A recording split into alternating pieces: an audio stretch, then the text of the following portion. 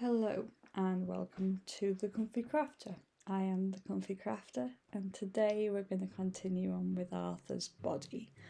At the moment we're at the widest point on his body, and throughout this video we're going to decrease to get to basically his neck. And we're going to do double crochet with decreases to get us down from 36 stitches at this point around to 14 stitches at the neck. As a reminder, I can't do the first stitch, but also a double crochet is you're putting your hook through the last stitch or the stitch on the row below. You're putting the hook through the stitch, pulling the yarn through. You've got two loops, and then you're pulling the yarn through that loop. So that creates the double crochet. And the double crochet is a really standard stitch, especially for things like toys, just because it gives a really nice look and feel to the finished product, and it also doesn't tend to have gaps in it, so there's no stuffing showing through. As you can see, I'm just going to whiz through this because essentially it's just double crochet all the way around, and you don't need to see a full half an hour of me doing double crochet. But I think I said in the last video that at this point tension isn't too important. As long as you're consistent with your stitches, then you shouldn't have a problem, and you shouldn't have any gaps. And at the end of each row, you want to put a stitch marker in, because that'll allow you to see where your next row should be finishing. And I usually just mark down the row that I'm doing with a pencil on the pattern, but you can get like stitch markers. You can get electronic ones and manual ones that, not stitch markers, row counters.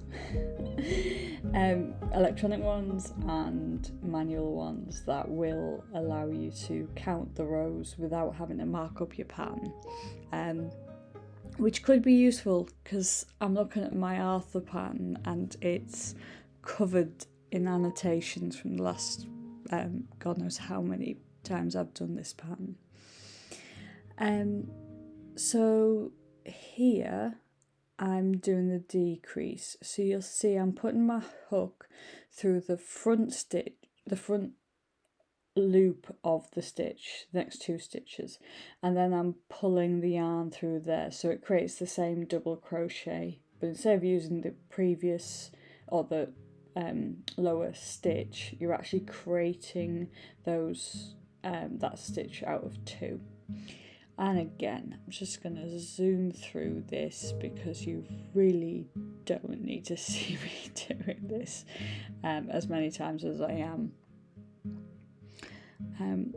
But I think you can see from this just how simple the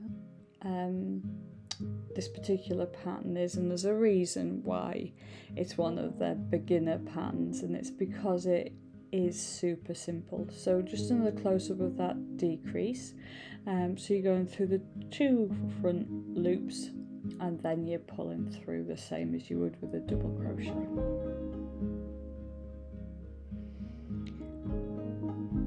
So rather than record the entire body, because at this point there's still about halfway to go, I'm going to zoom to the last stitch. So I'm just checking my pattern here, but basically I've got brackets DC decrease times 6, and I've got 2 DC. The times 6 in the brackets you do first, so the brackets are repeatables. So that was a double crochet followed by a decrease. and yeah, you repeat anything in brackets the number of times it's got times. And then the last part of that pattern line was 2DC. Now that's going to take you a stitch over the last line stitch count, but it's to bring the back of the body, so the back of the last stitch to the back centre of the body, and then you're going to slip stitch off. And to slip stitch, you go through, and instead of getting 2 loops on your hoop, you pull straight through the first loop, so it's like a DC, but you miss the centre point, and then we're cutting off. And that is Arthur's body complete, which is great because that's the bulk of this pattern. In the next video, I'm going to show you one arm and one ear. There's no point showing you 2, they're the same thing. And then we'll create the head and start putting it together.